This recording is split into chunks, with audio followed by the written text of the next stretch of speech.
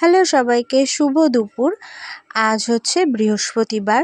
তো আজকে দুপুরের মেনুতে কি ছিল তোমাদের সাথে শেয়ার করি। কি ছিল বলতে ভুল হবে, আজকে একদম সিম্পল রান্না করেছি বলতে পারো। তেমন কিছুই রান্না করিনি, একদম শর্টকাটে করেছি, কারণ যা ভীষণ গরম পড়েছে তো তার জন্য। দেখো, আজকে বড়মশাইকে খেতে দেবো এখন, তার জন্য থালাটা রেডি করছি, তোমাদের সাথে শেয়ার করলাম। তো ভাত দিয়ে দিয়েছি, আর এই গরমে পাতে একটা পাতিলেবু থাকবে না তা তো আর হয় না, তাই জন্য এক পিস পাতিলেবু আর একটু নুন দিয়ে দিলাম পাশে। আর যেহেতু প্রথমেই বললাম খুবই সিম্পল মেনু, মানে একদমই সিম্পল।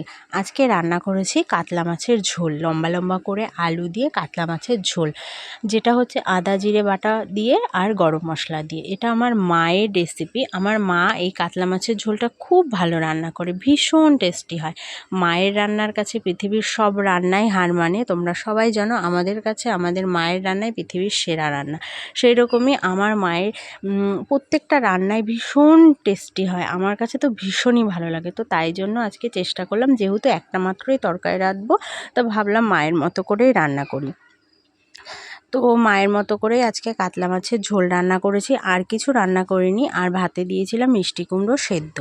তো এদিকে দেখো, মা যেভাবে আলু কাটে, যেভাবে তরকারিটা করে, সেভাবেই আমি আজকে করেছি। আর এই তরকারিটা ছিল আমার বাবার ভীষণ ফেভারিট। আমার বাবা এই রকম লাল লাল কাতলা মাছের ঝোল খেতেই ভীষণ ভালোবাসতো, আর আমার বাবার ফেভারিট ছিল আলু।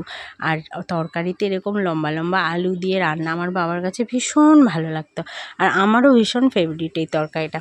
তো তার জন্য আজকে দুপুরের মেনুতে শুধু রয়েছে এই একটা তরকারি, আর কুমড়ো সেদ্ধ দিয়েছি, সেটা আর তোমাদের সাথে শেয়ার করলাম না, আমি মুখেই বলে দিলাম, কারণ বড়মশাই কুমড়ো সেদ্ধটা খাবে না। তো ওর জন্যই যেহেতু থালাটা রেডি করছিলাম, তাই তোমাদের সাথে শেয়ার করলাম। এই ছিল আজকে দুপুরের মেনু, খুবই সিম্পল। যেহেতু খুব ভীষণ গরম পড়েছে, রান্নাঘরে অর্ধেকটা সময় চলে যায় আমাদের বউদের, কিন্তু যখন চেষ্টা করি যে একটা মাত্র তরকারি রান্না করেই যদি হয়ে যায়, তাই জন্য